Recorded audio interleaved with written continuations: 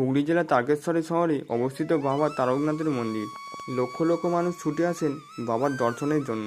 হাজার হাজার মানুষ সারা দিন রাত ভক্তি দিয়ে পড়ে থাকেন নাট মন্দিরে।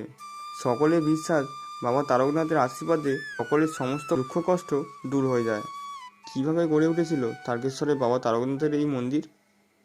জানা যায়, তারকেশ্বরে বাবা তারকনাথের মন্দির প্রতিষ্ঠাতা উত্তরপ্রদেশের বাসিন্দা বিষ্ণুদাস নামের এক শিব ভক্ত।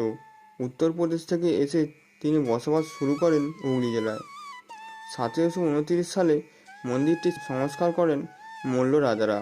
লোকে মুখে শোনা যায়, বহুকাল আগে বিষ্ণুদাসের ভাই দেখেছিলেন স্থানীয় একটি জঙ্গলে একটি কালো পাথরের উপর গরুরা নিয়মিত দুধ দান করে আসে। এই অদ্ভুত দৃশ্য দেখার পরেই তিনি তার দাদা বিষ্ণুদাসকে জানান পুরো ব্যাপারটা। এরপরেই স্বপ্নাদেশ পান বিষ্ণুদাস এবং তারপর থেকেই এই পাথরটিকে শিবজ্ঞানে পুজো করা শুরু করেন তিনি। গড়ে ওঠে শিব মন্দির। শিবের তারকেশ্বর রূপ অনুসারে এই মন্দিরের নামকরণ করা হয়। বেশ অনেকবারই এই শিব মন্দিরকে মেরামত আর পুনর্নির্মাণ করা হয়েছে। 1729 সালে মন্দিরটি মল্ল রাজারা নতুন করে সংস্কার করেন। বাবা তারকনাথের মন্দিরটি একটি আটচালা মন্দির।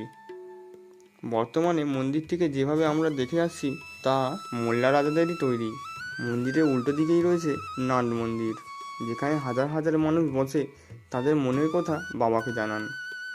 শ্রাবণ মাসে বাবার মাথায় জল ঢালতে হাজির হন হাজার হাজার মানুষ। পায়ে হেঁটে, কাঁধে বাঁক নিয়ে মাইলের পর মাইল হেঁটে উপস্থিত হয় ভক্তরা।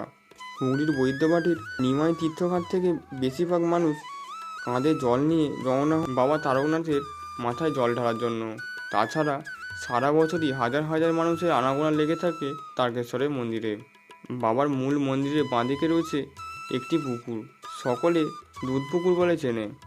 সেই দুধ পুকুরকে নিয়েও প্রচলিত রয়েছে নানা লোককথা ও বিশ্বাস। এখনও হাজার হাজার মহিলা সন্তান কামনায় বা সন্তানের মঙ্গল কামনায় তারকেশ্বরের মন্দিরে ছুটে আসেন।